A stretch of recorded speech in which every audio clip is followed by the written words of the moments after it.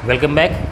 तो इस चैप्टर में हम लोग लास्ट के टॉपिक तक पहुंच गए हैं और हमें अब देखना है जो हमने पीएन जंक्शन डायोड पढ़े हैं उनका एप्लीकेशंस। और एप्लीकेशन बहुत ज़्यादा पूछे जाते हैं। एप्लीकेशन में नंबर 1 एप्लीकेशन जो आता है वो एलईडी है, उसके बाद सोलर सेल है, फोटो डायोड है ना। ये क्या है, ये आपके एग्ज़ाम में पूछे जाते हैं, कंपटीशन में भी पूछे जाते हैं। और तीनों एप्लीकेशन बहुत ज़्यादा कॉन्सेप्चुअल है। तो अगर पीछे का कॉन्सेप्ट क्लियर नहीं है कि पीएन जंक्शन क्या होता है, पीएन जंक्शन डायोड कैसे बनते हैं, कैसे फॉरवर्ड बाइसिंग और रिवर्स बाइसिंग करते हैं, तो ये आगे समझ में नहीं आएगा। इसलिए थोड़ा सा रिकॉल कीजिए। P type, N type. N type में इलेक्ट्रॉन ज़्यादा का मतलब ऐसी चीज़ का मिक्सर किया गया जिसके पास इलेक्ट्रॉन ज़्यादा रहा होगा। इसका मतलब पेंटावैलेंट मिलाया गया होगा, क्योंकि सिलिकॉन का आउटर शेल में, आउटर ऑर्बिट में 4 इलेक्ट्रॉन, बॉन्ड बनाने के लिए 4 चाहिए। अगर हम पेंटावैलेंट मिलाएंगे तो एक एक्स्ट्रा होगा, तो क्या बनेगा, एन टाइप। क्लियर। अब जब ये एन टाइप है तो पी टाइप बनाने के लिए एक कम मिलाइए, यानी ट्राईवैलेंट मिलाना है। तो पी टाइप सेमीकंडक्टर कब बनेगा, जब ट्राईवैलेंट इम्प्योरिटी मिलाएंगे। एन टाइप सेमीकंडक्टर तब बनेगा जब पेंटावैलेंट इम्प्योरिटी मिलाएंगे। ठीक। अब पीएन जंक्शन बनाते हैं। पीएन जंक्शन को हम जब P को पॉजिटिव और N को नेगेटिव टर्मिनल के साथ जोड़ते हैं तो उसे बोलते हैं फॉरवर्ड बाइसिंग, और P को नेगेटिव और N को पॉजिटिव के साथ जोड़ते हैं तो उसे कहते हैं रिवर्स बाइसिंग। क्लियर। अब आते हैं इसके एप्लीकेशन पर। एप्लीकेशन में मैं आपको समझाऊंगा आखिर कि इसमें होता क्या है, डिप्लेशन लेयर क्या होता है, वो भी हम डिस्कस करेंगे। एप्लीकेशन में है एलईडी। अब जो एलईडी हमने देखा है उसको ध्यान समझिए। जो एलईडी हम जो लाइट जलाते हैं तो हमें क्या मिलती है, एक लाइट रेज मिलती है ना, छोटी सी ट्यूब लाइट होती है। एलईडी का दूसरा काम भी ये है कि इसी रेज को, ये रेज निकलती है लेकिन हमें दिखती नहीं, तो हम कहते हैं वो इंफ्रारेड है। क्लियर। एलईडी लाइट आपने कई जगह देखी होगी, छोटे छोटे टॉर्च में देख लिया होगा, बल्ब में देख लिया होगा, या रिमोट में भी देख लेते हैं, वहाँ पर एलईडी लाइट लगी होती है। हमारे पास जो मीटर लगा होता है उसमें एलईडी लाइट लगी होती है। वो कैसे एलईडी लाइट हमें मिलती है, कैसे मिलते समझते हैं उसको समझिए। तो एलईडी का काम ये है कि वो इलेक्ट्रिकल एनर्जी को ऑप्टिकल यानी लाइट एनर्जी में कन्वर्ट करता है। सबसे पहली बात, it converts electrical energy into optical light energy. अब इसका अरेंजमेंट क्या है, इसमें जो पीएन जंक्शन डायोड होता है उसको हम क्या करते हैं, फॉरवर्ड बाइसिंग मोड पे ले आते हैं। तो आइए हम एक पीएन जंक्शन डायोड बना लेते हैं सबसे पहले समझने के लिए। तो पीएन जंक्शन के लिए ये हो गया, और हमने बना लिया यहाँ पर डिप्लेशन लेयर बीच में। ये हो गया पी टाइप, ये हो गया एन टाइप। अब पी टाइप में मेजॉरिटी चार्ज कैरियर्स कौन से होते हैं, होल्स होते हैं ना। तो भाई क्लियर है, हाँ, होल्स मेजॉरिटी चार्ज। और एन टाइप में यहाँ पर होंगे इलेक्ट्रॉन्स। अब इसमें मेजॉरिटी अगर होल्स हैं तो कुछ इलेक्ट्रॉन भी होंगे। यहाँ पर मेजॉरिटी में इलेक्ट्रॉन्स हैं तो माइनॉरिटी में कौन होगा, कुछ होल्स भी होंगे। ये हो गया पीएन जंक्शन। अब पीएन जंक्शन में होता क्या है मैं आपको बता देता हूँ। पीएन जंक्शन में होता है कि जब हम पी और एन टाइप को मिलाते हैं तो यहाँ से इलेक्ट्रॉन कूद के इधर जाएगा, होल कुछ इधर जाएगा। तो जब इलेक्ट्रॉन कहीं से जाता है तो वहाँ पर पॉजिटिव चार्ज आता है। तो मैंने आपको समझाया था कि यहाँ पर क्या आते हैं, पॉजिटिव चार्ज आने लगता है, और यहाँ पर क्या आने लगता है, नेगेटिव चार्ज। तो एक इलेक्ट्रिक फील्ड अंदर जनरेट हो जाती है, पढ़ा है हमने।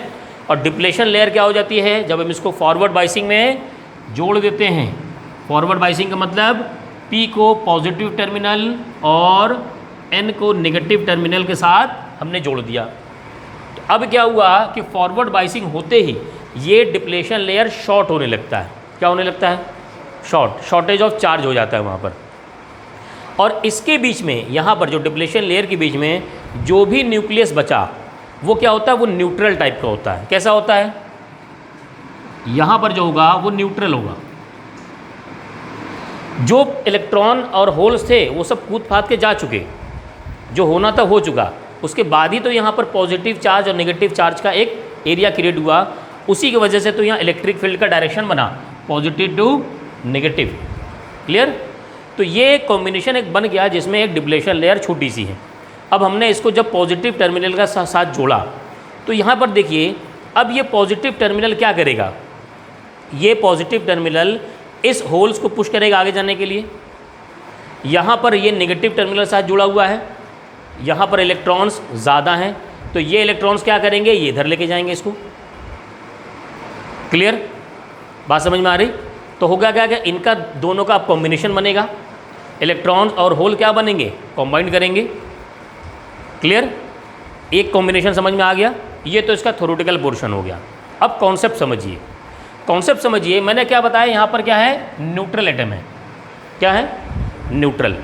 अब मान लीजिए मैं एक सिलिकॉन का न्यूट्रल एटम ले लिया और इसमें 4 बॉन्डिंग बने हुए हैं, 4 इलेक्ट्रॉन बने हुए हैं। अच्छा, ये इलेक्ट्रॉन इसके साथ बंधा हुआ है, ये इलेक्ट्रॉन इसके साथ, ये इलेक्ट्रॉन इसके साथ, ये इलेक्ट्रॉन इसके साथ। अभी ये इलेक्ट्रॉन जो है, ये इलेक्ट्रॉन क्या ये वैलेंस बैंड में है या कंडक्शन बैंड में? वैलेंस बैंड में, क्योंकि अगर कंडक्शन बैंड में होता तो ये इलेक्ट्रिसिटी फ्लो करने में पार्टिसिपेट कर रहा होगा, कंडक्शन बैंड में होगा तो। ठीक है, बैंड की बात कर लेते हैं। ये होता है कंडक्शन बैंड और ये होगा वैलेंस बैंड, और दोनों के बीच में एक फॉरबिडन एनर्जी गैप। किसी को अगर वैलेंस बैंड से कंडक्शन बैंड पहुंचाना हो तो क्या चाहिए उसे, एनर्जी। और एनर्जी कितना चाहिए, Eg, हीट के फॉर्म में देते हैं एनर्जी। Eg अगर दे दे तो वो कंडक्शन बैंड पहुंच जाएगा और इलेक्ट्रिसिटी फ्लो करने लगेगा। यानी मैं अगर मान लीजिए मैंने सोलर लाइट के ज़रिए से इसको वो दिया एनर्जी, ध्यान दीजिए कि इस इलेक्ट्रॉन को मैंने एनर्जी दिया, तो ये क्या करेगा, कूदेगा, और कूद करके कहीं जा करके क्या बन गया, फ्री इलेक्ट्रॉन बन गया, बन जाएगा। ये फ्री इलेक्ट्रॉन क्या है, वैलेंस बैंड में है या कंडक्शन बैंड में? अब कंडक्शन बैंड में है, क्योंकि एनर्जी ले चुका, बॉन्ड को तोड़ दिया, भाग गया, तो कहाँ बन गया ये कंडक्शन बैंड में पहुंच गया। और ये यहाँ पर जब था तो क्या था, वैलेंस बैंड में था।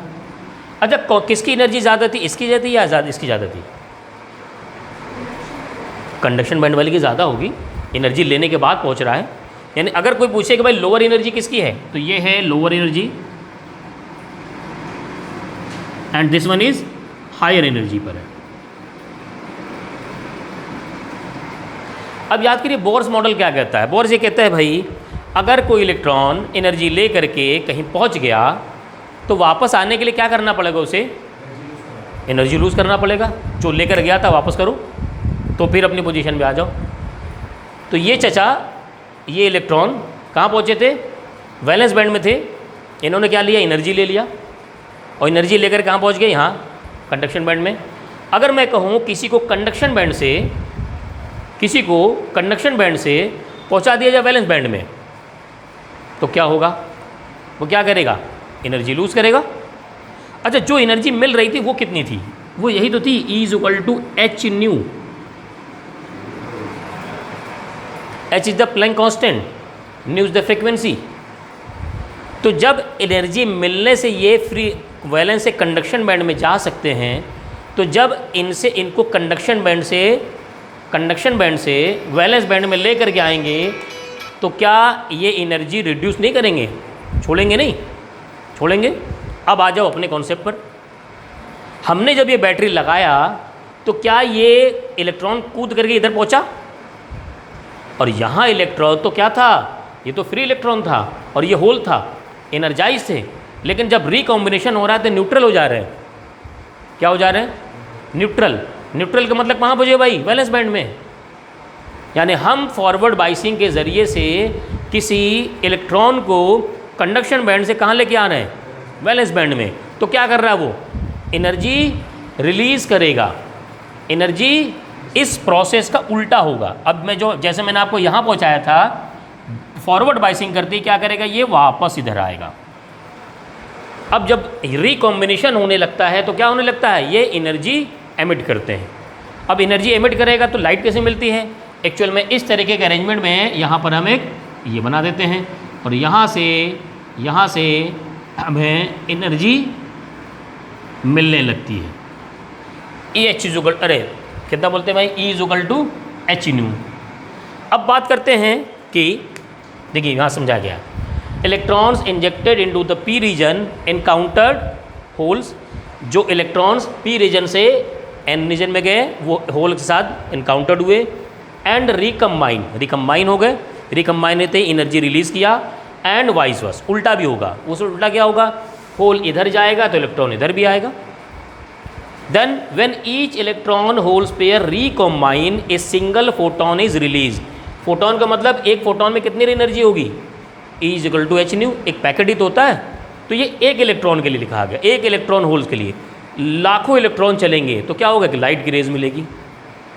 अब क्या ये लाइट की रेज सिलिकॉन और जर्मेनियम से भी मिलेगी, सवाल ये पैदा होता है। सिलिकॉन और जर्मेनियम का अगर हम ये बना दें पी एन जंक्शन डायोड तो क्या इससे मिलेगा, नहीं मिलेगा। जो हम रेज देख पाते हैं, विबग्योर की बात की जाए, सिंपल सी बात है, विबग्योर क्या होता है भाई, VIBGUYOR, ये तो है 7 कलर, 3 3 6 7, ये क्या है, ये विजिबल लाइट्स हैं। क्या है भाई, ये है विजिबल लाइट। अगर इनकी रेंज में वहाँ पर रेज निकल रही है तो हमें दिखेगी, और इनकी रेंज में नहीं है तो हमें नहीं दिखेगी। विजिबल लाइट के लिए जो मिनिमम होना चाहिए वो forbidden energy gap 1.8 electron volt होना चाहिए, और सिलिकॉन और जर्मेनियम के लिए होता है 0.7 0.3। तो अब अगर मुझे देखने वाले कोई रेज बनानी है, एक एलईडी लगानी है, तो मैं उसमें जर्मेनियम और सिलिकॉन नहीं लगाऊंगा, मैं क्या लगाऊंगा, मैं ये मटेरियल लगाऊंगा, कंपाउंड का लगाऊंगा, किसका, गैलियम आर्सेनाइड फॉस्फाइड का। ठीक, अब इसका अलग अलग कंपोजिशन मिलाया जाता है। एक कंपोजिशन ये है कि अगर ये लें तो फॉरबिडन एनर्जी गैप बन जाता है 1.9 इलेक्ट्रॉन वोल्ट। क्या बन जाता है, जो कि ग्रेटर देन है 1.8 से। इससे क्या मिलेगा, हमें रेड कलर का मिलने लगता है। ये एक एग्जांपल है। अगर हम इस मटेरियल का ये PN junction diode forward biasing में लगाएंगे तो हमें किस कलर का रेज मिलेंगी, रेड कलर की, क्योंकि आप जानते ही हैं कि ये इसकी वेवलेंथ पर डिपेंड करती है। तो इलेक्ट्रॉन वोल्ट से उसका वेवलेंथ डिसाइड हो जाएगा, E is equal to h nu से। क्लियर। अच्छा, एक और एग्जांपल है, आप घर पे बैठे हैं, टीवी चल रहा है, रिमोट यूज़ करते हैं, यहाँ से बटन दबाया, आपने चैनल चेंज कर दिया, आपने प्रेस करते ही क्या किया, वहाँ से इंफ्रारेड रेज भेजी, इंफ्रारेड, जो कि विजिबल नहीं होती। काम यही होगा लेकिन विजिबल नहीं होगा। तो वो कौन सी होती हैं, वो होती है ये कंपाउंड, ये भी होता है गैलियम ऑक्साइड का, जो कि 1.4 इलेक्ट्रॉन वोल्ट के आसपास भेजती हैं, वो एज यूज़ की जाती है इंफ्रारेड के लिए। तो क्या इनसे नहीं होगा, इनसे भी होगा, लेकिन हमारे पास विजिबल नहीं होगा वो। क्लियर समझ में आ गया। एलईडी पूरी तरीके से पूरा फंक्शन नोट कीजिए इसे, नेक्स्ट लेक्चर पर वो पढ़ा लेते हैं अभी।